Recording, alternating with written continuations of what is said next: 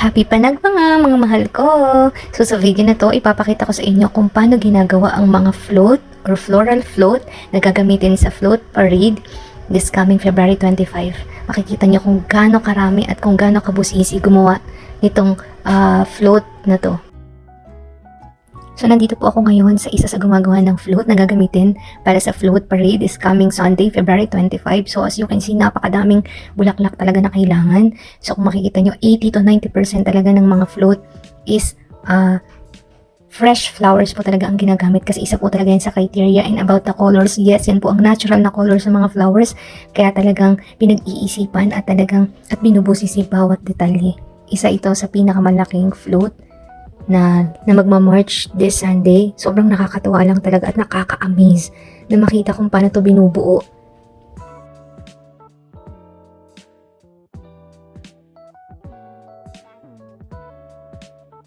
As you can see, isa po ito sa float ng ABS-CBN sponsored by Sunsilk. So, nakikita nyo kung sino yung kanilang endorser, which is Catherine Bernardo. I'm not sure kung makakapanta po siya.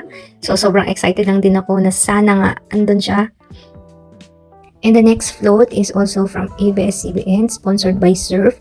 Ayan, kung makikita nyo, nasa 50% pa lang po yung nagagawa nila. Friday po ito, today. So, meron pa silang 1 day para matapos ito. 3 float po ito kung makikita nyo.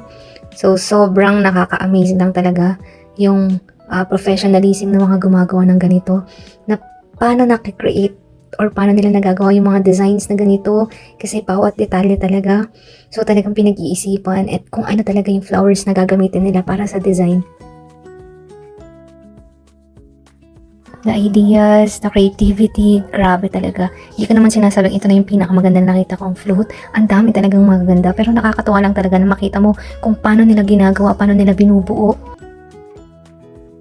Curious din po ba kayo kung magkano ang costing or kung magkano ang nagagastos para makabuo ng ganitong float?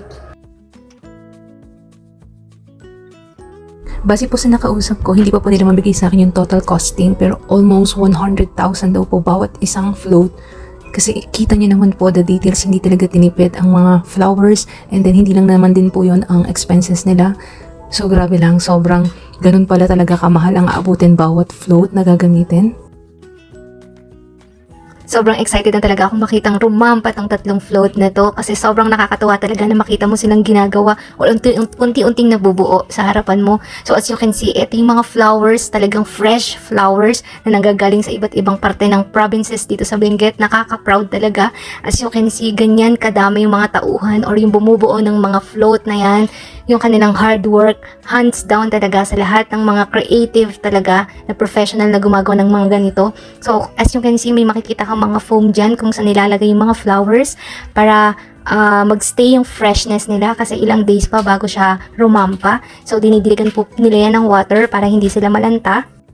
So yun lang mga mahal ko, sana enjoy nyo itong video na to at sana makanood kayo ng float parade dito po sa Baguio sa February 25 Sunday. So happy Panagbenga para sa lahat, stay safe, yun lang, bye!